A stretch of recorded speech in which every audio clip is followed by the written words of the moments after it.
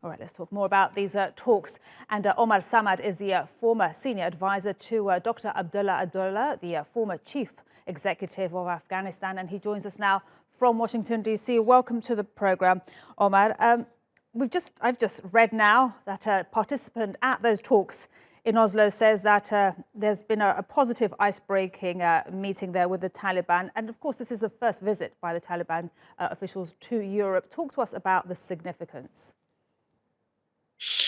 Well, it's significant, as you said, because it's their first visit to Europe after the fall of Kabul in August. I think it's also important because they have an opportunity to meet with other Afghans from civil society, from within Afghanistan, as well as their diaspora. And they're also going to be meeting delegations from the EU, the United States, and a few other countries, including the Norwegians. So obviously, for the Taliban, this may look like a successful diplomatic initiative.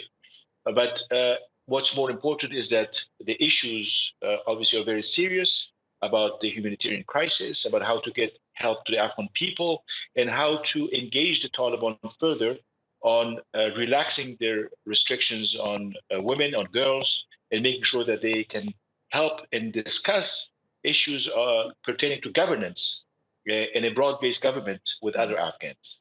And what do you expect to be agreed in these talks that will actually make a difference to the people back in Afghanistan suffering under an extremely cold winter?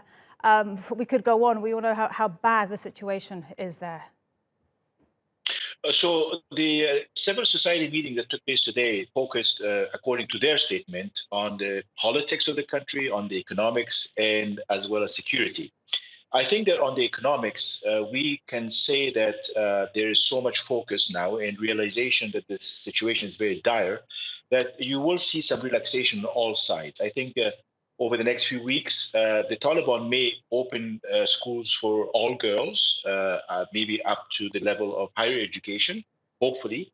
And that in return will allow the donors to pay for salaries without having to go through the government of the Taliban or the administration there. But it will be a big boost to the economy. And we need to also see some relaxation of the banking system and the transactions that have been halted. I think it's very important for the economy to pick up at some level. And as far as the politics is concerned, obviously that's a big issue that will take much more time. Omar, just to be clear very quickly, you made an important point there that you expect the schools for girls to be open in response to possible money coming through there to Afghanistan with the much needed aid. Is that correct?